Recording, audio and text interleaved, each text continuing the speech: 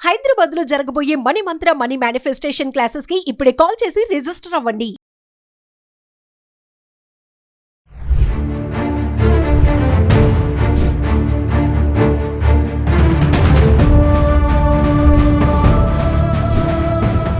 నమస్తే, welcome back to Suman TV. ప్రస్తుతం మనతో పాటు ఉన్నారు ఫ్యామిలీ కౌన్సిలర్ రజనీ రమ్మ గారు. మేడంతో మాట్లాడదాం. నమస్తే మ్యామ్. నమస్తే నవీన. మ్యామ్, మనం ఒక వీడియోస్లో మాట్లాడుకున్నాం, భర్త మాట వినకపోతే ఎలా మనం మలుచుకోవాలి, ఎలా మనం గుప్పెట్లో పెట్టుకోవాలి హస్బెండ్ని. అంటే గుప్పెట్లో పెట్టుకోవాలనేది కొన్ని వేరియేషన్స్ ఉన్నాయిలేండి. అవును. ఇంకా అసలు మొత్తం నా వైపే తిప్పేసుకోవాలి అనే ఒక కేటగిరీ ఉంది. అయితే కొంతమంది ఇక్కడ ఏంటంటే పైకి బాగానే ఉంటారండి నా హస్బెండ్, కానీ నన్ను సరిగా చూసుకోవట్లేదు, నన్ను పట్టించుకోవట్లేదు, నాకు ఏమి చెయ్యడు, నా బాధ అర్థం చేసుకోరు, తిన్నావా తాగావా అని అడగరు అనే మహిళలు చాలామంది ఉన్నారు. కొంతమంది నా భర్త మరి సరిగా చూసుకోవట్లేదు, నేను వదిలేసి వచ్చేస్తానంటే ఈ తల్లిదండ్రులు, సమాజం ఏమనుకుంటుంది నువ్వు అలా వదిలేసి వచ్చేస్తే అనే తల్లిదండ్రులు కూడా చాలామంది ఉన్నారు. ఒకసారి భర్త మాట వినాలి, మన మాట వినాలి, మన వైపు ఉండాలి అంటే మీరు చెప్పే సలహాలు సూచనలు ఏమైనా ఉన్నాయా? అసలు అమ్మో, ఒక్కొక్క వర్డ్ ఒక్కొక్క టాపిక్గా. సరే అయితే అసలు ఎందుకు మన వైపు తిప్పుకోవాలి నేను అడుగుతున్నాను. ఎందుకంటే ఈ తిప్పుకోవాలి అనే ప్రయత్నంలో ఘోరంగా ఆడవాళ్ళు ఓడిపోతున్నారు, ఓడిపోయారు కూడా. ఇక ముందు కూడా గెలవబోరు. అంతే అంటారా మేడం? నేనేమన్నా చిన్నపిల్లనా? బోల్డ్ ఎక్స్పీరియన్స్ జీవితంలో ఎన్ని చూసాను. నా భర్త నాకే సొంతం అనుకోవడం తప్ప మేడం? అది కరెక్ట్. నా భర్త నాకు కాకపోతే ఎవరికి సొంతం? పక్కింటి వాళ్ళకా, ఊరు వాళ్ళకా, రోడ్డు మీద వాళ్ళకా? తాళి కట్టింది మనకే, నాకే అయినప్పుడు నా భర్త నాకే సొంతం. ఇది కరెక్ట్. ఇది ఎన్ని యుగాలైనా ఎన్ని తరాలైనా ఈ డైలాగ్ కరెక్ట్. కానీ నా వైపు తిప్పుకోవాలి అని మీరు అన్నారే, పట్టించుకోవట్లేదు. అసలు ఎందుకు పట్టించుకోవాలి భయ్? నువ్వేమన్నా 5 ఏళ్ల పిల్లవా? లేకపోతే నీ వైపు ఎందుకు తిప్పుకోవాలి? తిప్పుకోవటం ఎందుకు అని అంటే, అతను నిన్ను చూశాడు, పెళ్లి చూపుల్లోనో లేకపోతే లవ్ చేశాడో చూశాడు కాబట్టే కదా చేసుకున్నాడు. మరి నచ్చబట్టే, ఇష్టం అవ్వబట్టే కదా చేసుకున్నాడు. అయితే మనిషికి దేవుడు మనసు పెట్టాడు, దానికి ఎన్నో స్పందనలు, భావాలు, భావోద్రేకాలు ఎన్నో పెట్టాడు. పెట్టబట్టి ఈ దరిద్రపు ఆలోచనలన్నీ వస్తున్నాయి మనందరికీ. ఇవి రావటం వల్ల సంసారాలు పాడైపోయినాయి, పాడైపోతున్నాయి, పాడైపోతాయి కూడా. ఒక్కటే అనుకోవాలి, ఇప్పుడు మన వైపు ఎందుకు తిరగాలి? ఇష్టపడ్డాము, నేను ఇష్టపడ్డా, నువ్వు ఇష్టపడ్డా, చేసుకున్నాము, కలిసి ఉంటున్నాము, సంసారం బాగానే జరుగుతుంది. మళ్ళీ అందులో పనిగట్టుకు నా కొంగు పట్టుకోవాలి. ముసలాళ్ళు ఉండేవారు, ఇది మనం చెప్పుకున్నాంలే ఒక వీడియోలో. కొంగుని కట్టేసుకోలేకపోయావు, కొంగుని కట్టేసుకో. ఇవన్నీ దరిద్రపు మాటలు అంటా నేనైతే. అది చండాలమైనటువంటి బిహేవియర్. కొంగుని కట్టేసుకోవాలి అనేది చండాలమైన బిహేవియర్ నా దృష్టిలో. ఇప్పుడు ఒక మంచికి లొంగాలి, ఒక మంచి పనికి లొంగాలి, ఒక మంచి మాటకి లొంగాలి, ఒక వ్యక్తిత్వానికి లొంగాలి. అంతేగాని ఏమీ లేకుండా ఉట్టిగా నువ్వు నా కొంగున ముడేసుకొని నన్ను తిరగాలి, నువ్వు ఉండు అని మనం అడిగేది కాదు, అడిగినంత మాత్రాన జరిగేది కాదు. చాలా నీచమైనటువంటి స్థితి ఆడదానికి ఇది. భర్త నా కొంగును కట్టేసుకోవాలి, నా చుట్టే తిరగాలి అని అనుకోవటం అనేది చాలా నీచమైన స్థితి ఆడదానికి. నువ్వు అడక్కో, నువ్వు అసలు ఆశించకు. రోజు కూడా ఇద్దరు అనుకునే పెళ్లి చేసుకున్నారు, కలిసే పెళ్లి చేసుకున్నారు, కలిసే ఉంటున్నారు, ఇద్దరికి పిల్లలు పుట్టారు, 10 ఏళ్ళు గడిచింది, 20 ఏళ్ళు గడిచినా కూడా ఆడవాళ్ళు నన్ను ప్రేమించట్లేదు, నా మాటకి విలువ లేదు, ఇంకా నా వైపుకి ఎలా తిప్పుకోవాలి, నన్ను అసలు పట్టించుకోవట్లేదు, ఏదన్నా ఉంటే వాళ్ళకే ఇస్తాడు, నాకు ఇవ్వడు అని ప్రేమించటం లేదు కదా, ప్రేమించటం లేదు అని అనుకుంటారు. కానీ అసలు సరిగ్గా గమనించినట్టయితే వాళ్ళు మనల్ని పట్టించుకోవట్లేదని అనుకుంటాం, కానీ వాళ్ళు ప్రతిదీ పట్టించుకుంటారు. పిచ్చిమోహాలు వీళ్ళే తెలుసుకోవట్లేదు భార్యలా. అవును, వాళ్ళు ప్రతిదీ పట్టించుకుంటారు. కావాలంటే ఒక టెస్ట్ చేసుకోండి కదా. ఇప్పుడు 4 రోజులు ఊరికే మనము వాళ్ళని ఏమంటారు షంటామనుకోండి, నన్ను పట్టించుకోవట్లేదు, నాకు అది తెలియదు, నాకు ఇది తెలియదు, నాతో చూడలేదు, నాతో మాట్లాడలేదు అని అంటున్నాం అనుకోండి. ఒక 4 రోజులు వదిలేసి చూడండి, అసలు అనకండి. అతను ఖచ్చితంగా పట్టించుకుంటాడు. ఇవ్వు ఇవ్వు ఇవ్వు అంటే ఎవడేవాడు, అడగటం మానేయండి, వాళ్ళే ఇస్తారు. అలాగా ఇది కూడా అంతే. వీళ్ళు అడగనందువల్ల ఏది జరగదు. వాళ్ళు గమనిస్తారు, వాళ్ళకి తెలుస్తుంది. ఇప్పుడు నువ్వు ఎటు వెళ్తున్నావు, నీ వెనకే చూస్తాడు భర్త, నువ్వు తిరగగా నటు తిరుగుతాడు. మరి పిలిస్తే పలకడు, ఈగో. చెవుడు అయితే ఓకే, అతనికి చెవుడులే పలకలేదు, లేకపోతే ఏదో సౌండ్ అవుతుంది అక్కడ, అది స్పెషల్ కండిషన్స్, వదిలేద్దాం. అక్కడ పిన్ డ్రాప్ సైలెంట్గా ఉండి కూడా ఒకసారి 2 సార్లు 3 సార్లు 4 10 సార్లు పిలిచా పలకడం ఒకడు, ఖచ్చితంగా పలకడు. కావాలని నువ్వు పిలవటం మాని, నువ్వు టైం ప్రకారం వండుతూ ఉండు, పెడుతూ ఉండు.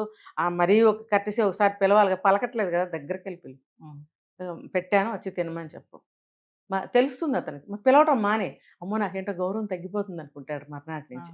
ఆ పిలుపు కోసం వెయిట్ చేస్తాడు. మరి నేను పట్టించుకున్నట్ట కాదా కదా. ప్రేమించు ప్రేమించు ప్రేమ లేదని ఏడుస్తుంటాం ఆడవాళ్ళం అందరము. అసలు అట్లా అడక్కండి. మనం భిక్ష అడుగుతున్న కొద్దీ వాళ్ళు వేయరు. ఓహో నా నుంచి ఇంత కోరుకుంటుందా, అయితే మనం బెంకంగా ఉండాలి, మెయింటైన్ చేయాలి. అమ్మో మనం కోరుకున్నది ఇచ్చేస్తే ఇంకా నెత్తెక్కుతుంది అంటే నేర్పేవాళ్ళు ఉంటారు వెనక. అవును. ఆ పాఠాలు విని ఇంకా కొంచెం పైకి ఎక్కేవాళ్ళు ఉంటారు. ఇంకొంత ఇలా కూడా ఉంటారు. అబ్బో నాకేదో ఇదేదో బాగున్నట్టుందే, ఇదేదో గొప్పగా ఉందే అని చెప్పి ఇంకొంచెం చూపిస్తారనమాట. అసలు మనం ఏది ఆశించద్దు. ఇంకోటి ఏంటంటే మనకి సిగ్గు లేదా అండి అడుక్కోవడానికి. ఇప్పుడు నువ్వు భర్తకి అన్నీ చూస్తున్నావు, అన్ని టైంకి చేస్తున్నావు, ఇంట్లో పిల్లలకి చేస్తావు, ఎవరుంటే వాళ్ళకి చేస్తావు చూస్తావు. ఇంటికి ఎవరైనా చుట్టాలు వస్తే భర్త చెయ్యమంటేనే వీళ్ళు వంటలు చేస్తున్నారా? చూడండి వాళ్ళకై వాళ్ళే మెనూ సిద్ధం చేసేసుకుని 1, 4 రకాలు ఇంకా బాగా టేస్టీగా చేసి పెడతారు వచ్చిన వాళ్ళకి. ఈయన చెప్తున్నాడా? మరి అలాంటప్పుడు నువ్వు ప్రేమించు, నా మాట విను, నాతో మాట్లాడట్లేదు అని అడుక్కోవాల్సిన అవసరం లేదు. అడిగి భంగపడిన స్త్రీలు ఎవరన్నా ఉంటే ఇవాళ నుంచి మానేయండి. భిక్ష అడక్కండి, భిక్ష వేయండి. భిక్ష మీన్స్ వండుతున్నారుగా, వంట భోజనాలు పెడుతున్నారుగా, అదే అనుకోండి. మీరు పెడితే కానీ మనం పెడితే కానీ వాళ్ళు తినలేరు.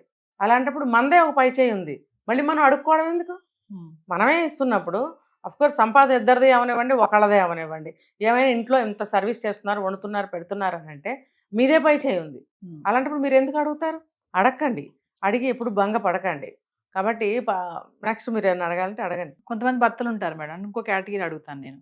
ఇంట్లో మంచి భర్తగానే ఉంటారు, కానీ బయటకు వెళ్ళక మాత్రం డిఫరెంట్ అనమాట. మరి అలాంటి వాళ్ళని ఏమనుకోవాలి? అంటే రివర్స్. ఇప్పుడు ఇది కొంతమంది ఇంట్లో మంచిగా ఉంటారు, బయట డిఫరెంట్గా ఉంటారు. కొంతమంది ఇంట్లో మాత్రం సరిగ్గా ఉండరు, భార్యను సరిగ్గా చూసుకోరు, బయట మాత్రం ఏం హస్బెండ్ ఆమె ఎంత బాగా చూసుకుంటున్నాడు అంటారు, కానీ ఇంట్లో ఆమెకు అంత ప్రేమ, అంత ఆప్యాయత, అంత అనురాగం ఇదేం దక్కదు. ఉన్నారు, ఇలా ఉన్నారు కొంతమంది. మరి వాళ్ళని ఎలాగ? మరి వాళ్ళేంటంటే ఇది ఎక్కడికి పోతుందిలే భరోసా. ఇంటికి వెళ్ళంగానే తలుపు తీస్తుంది, భోజనం పెడుతుంది, ఇంకా కావాల్సినవి చూస్తుంది, ఇది ఎక్కడికి పోతుంది అని నన్నే నమ్ముకుని ఉంది. ఇంకొకటి ఏంటంటే ఆ నా మనిషే కదా ఇంట్లో ఉంది, తిట్టినా కొట్టినా నా మనిషే కదా అని అనుకుంటారు. కానీ తిట్టినా కొట్టినా పడుంటుంది అనుకోవడం తప్పు.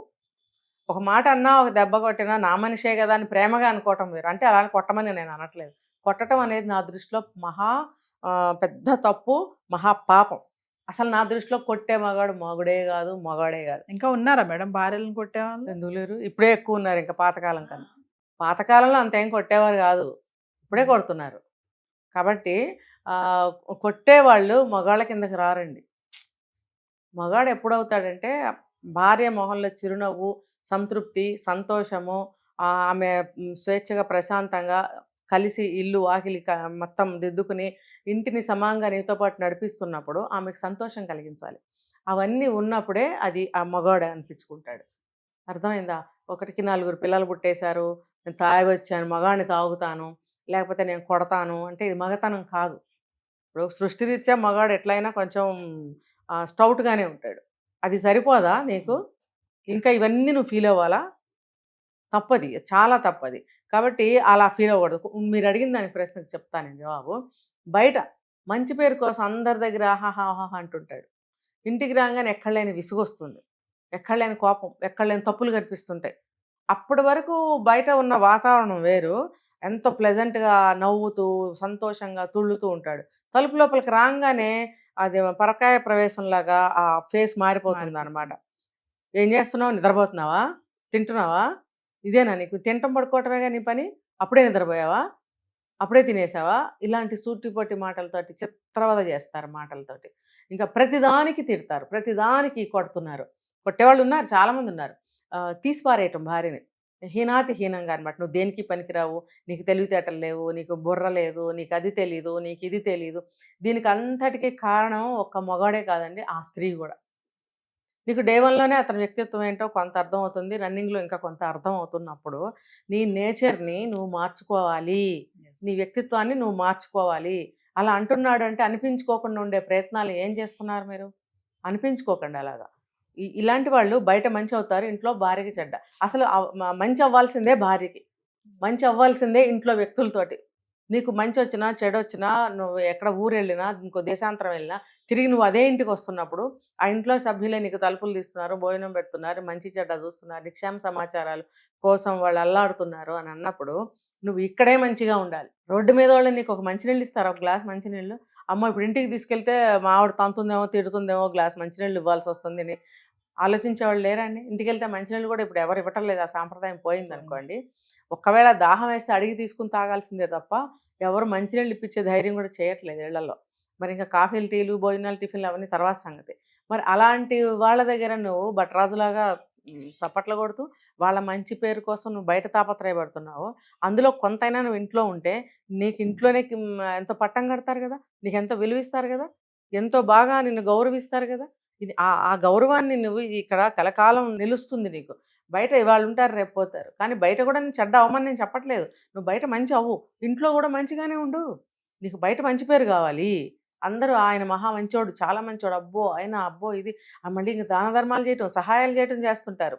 ఎవరైనా పిలిస్తే వెంటనే వెళ్ళి అక్కడ అటెండ్ అవుతుంటారు. మరి ఇంట్లో ఫోన్ల మీద ఫోన్లు చేస్తే ఫోన్ ఎత్తరు.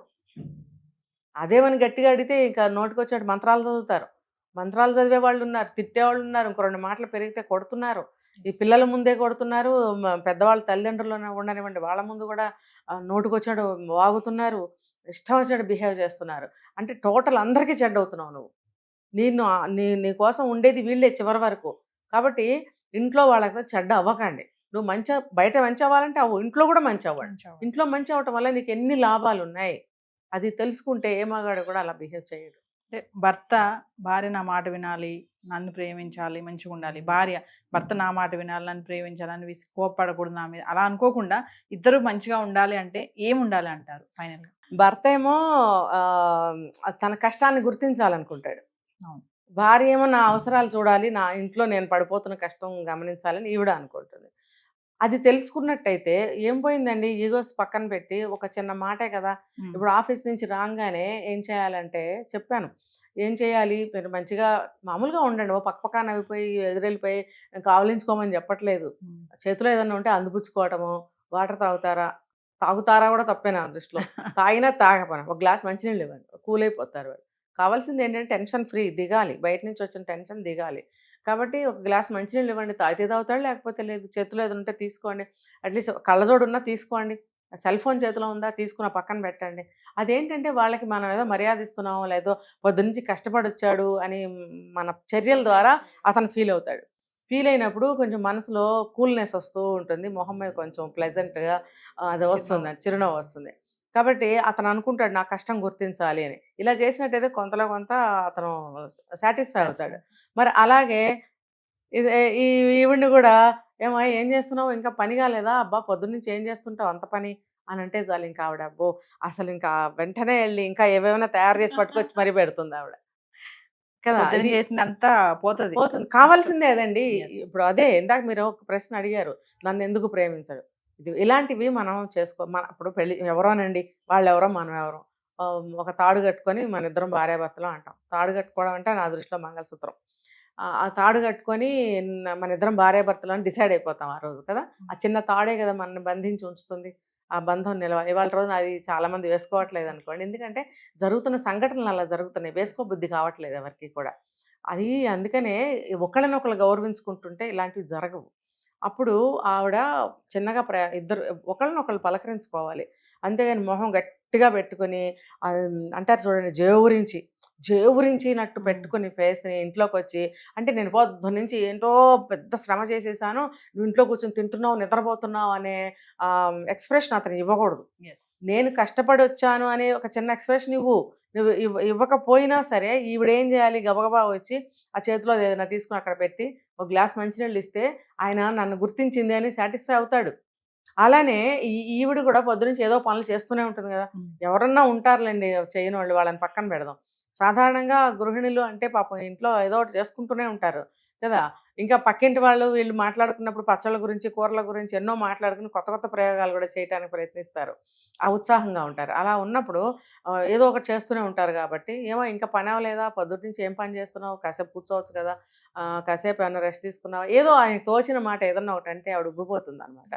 ఇటువంటి స్వాంతన మాటలు, ప్రేమను పెంచే మాటలు కావాలి. అంటే ఇప్పుడు చూసన్నా నేర్చుకోవాలి, చేసన్నా ఆ అనుభవాన్ని సంపాదించాలి. 2 లేకపోతే అవి అలాగే ఉంటాయి ఆ విషయాలు. రైలు పట్టాల్లాగా పారలల్ లైన్స్ అలాగే ఉంటాయి అవి. కాబట్టి మనం ఇప్పుడు అందరూ 1,00,000 మందికి 1,00,000 మంది అనుకునే మాట ఏంటంటే, ఇవాళ రోజున వివాహ బంధాలు నిలబడట్లేదు.